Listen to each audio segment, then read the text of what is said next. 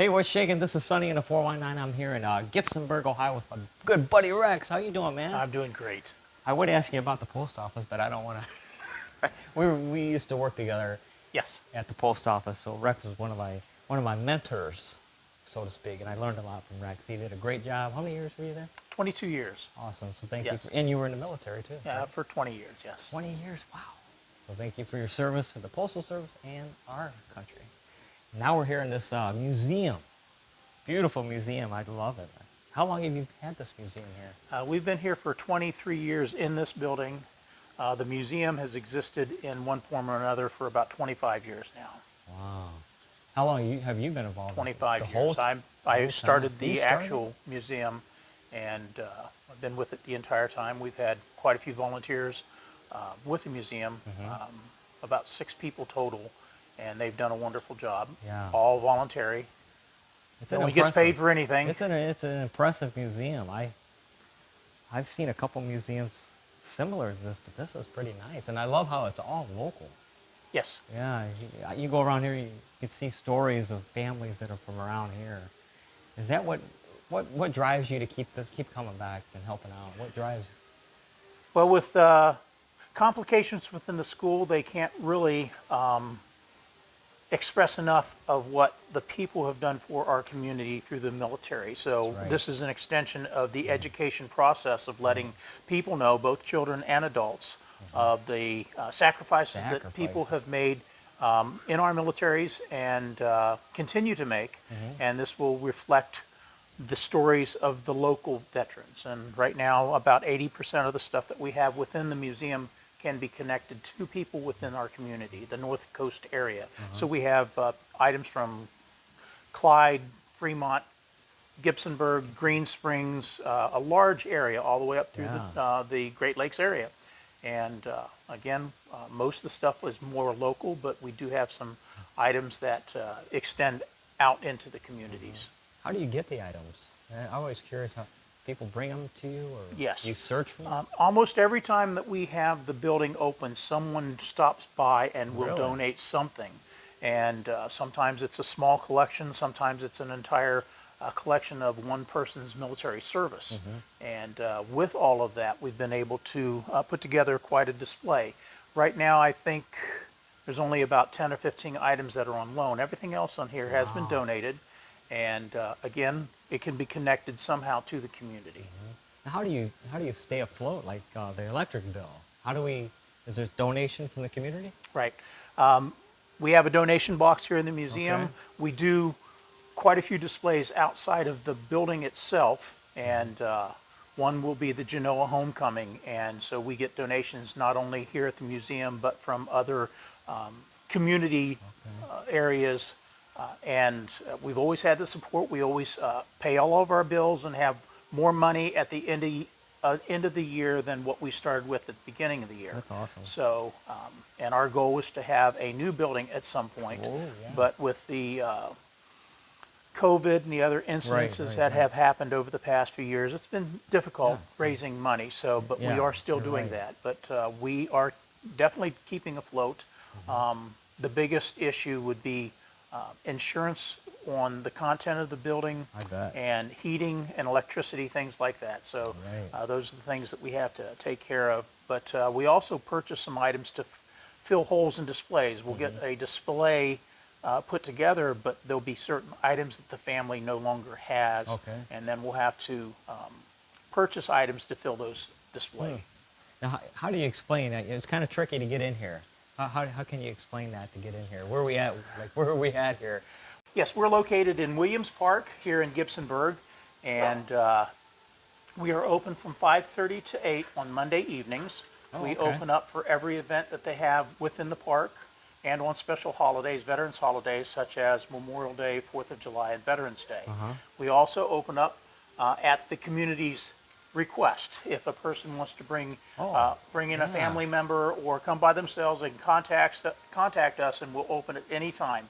The joke is I will open at 2 o'clock in the morning on a Wednesday. We have not had any takers on that, but we've never turned anybody away. I can see that being beneficial. Someone coming from out of state, Yes. and they have a family member that, an uncle or a grandfather that was in the one of these wars and they know something's here, I could see them wanting to see it. Yes, the Gerwin Yeah. family had a military reunion in the area, and we opened up for the entire family, and that was a unique experience. I bet. I bet that was exciting. All right, Rex, we're gonna walk around. Okay, great. All right. Okay, where are we at here, Rex? Well, this is the entrance to the museum, and our first display that we have is a Civil War display. And in the display, we actually have a newspaper article from the day after President Lincoln was assassinated.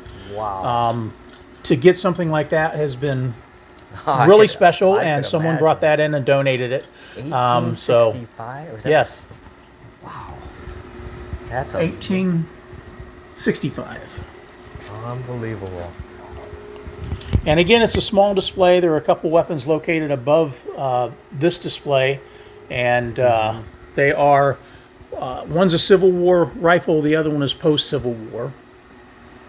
And after a Civil War display, we go into World War I, and this display represents all the branches of the service at the time. We have Army Air Service, Army, Marine Corps, and Navy uniforms that are depicted here. This represents a trench for trench warfare. Everybody was pretty much below the ground level, and as they would attack a position in front of their lines, they would go over the top and rush towards the fighting positions. We have a That is German Maxim '08 machine gun and an American 1917 machine gun, demilled, but they are representations of the weaponry that they used during World War I. cool.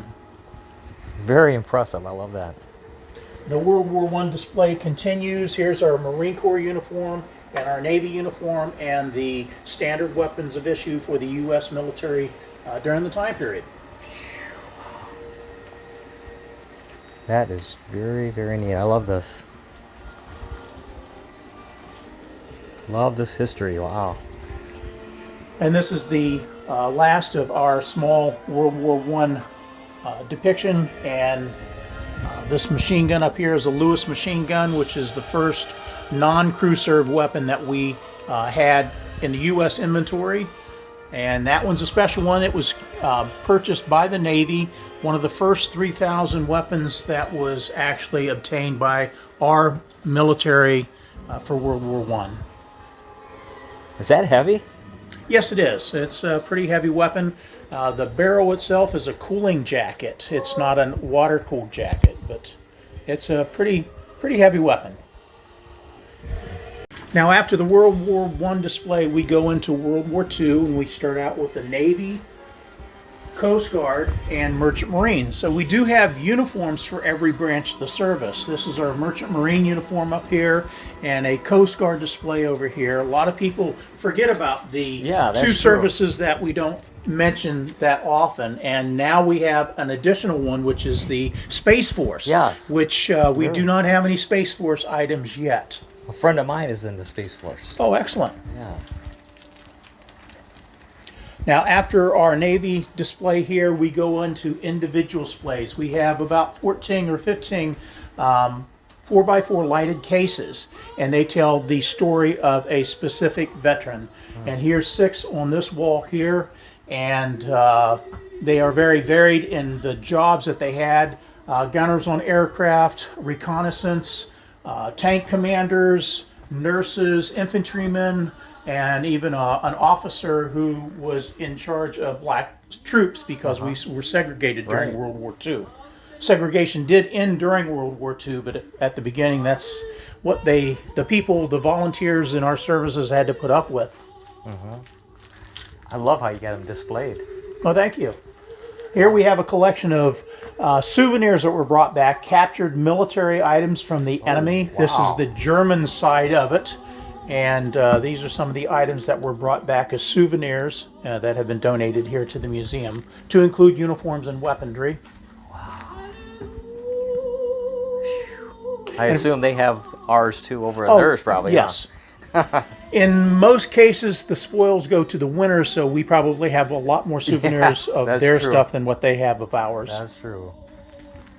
We even have an ROTC uniform from 1926, and we have a certificate above the uniform of the gentleman that actually wore it. Go Bucks. Wow. I love how people have donated stuff. Oh, yeah. Man. Now, this is the Pacific Theater, and again, we have quite a few souvenir items. Bow and arrows from the Philippines, mask from Wow. Bali, and then we also have the weaponries and the artifacts that the Japanese soldiers carried. We even have a rifle from Nagasaki, and when we got it in, we tested it, and it's still slightly radioactive, and this is what's located up here on the top case. Wow.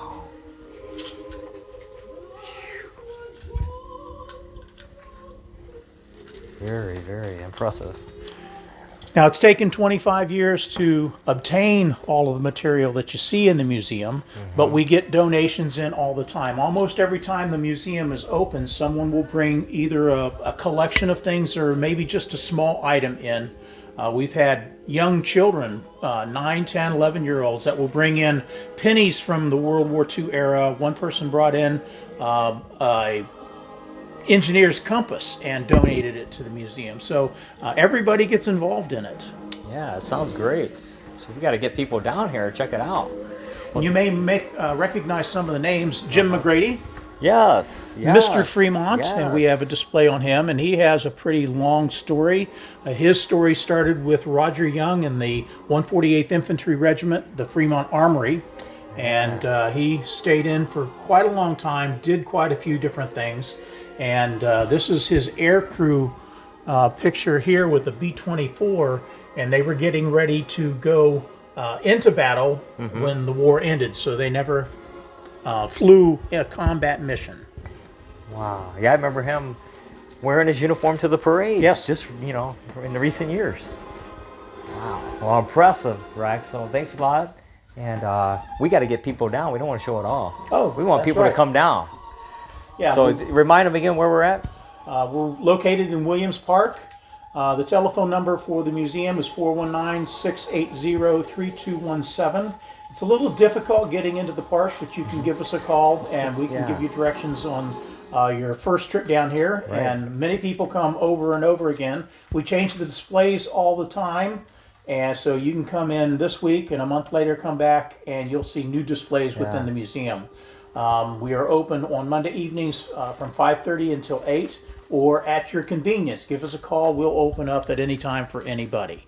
So we thank you very much for visiting virtually with the museum. Yeah, thanks a lot, Rex. Thank you.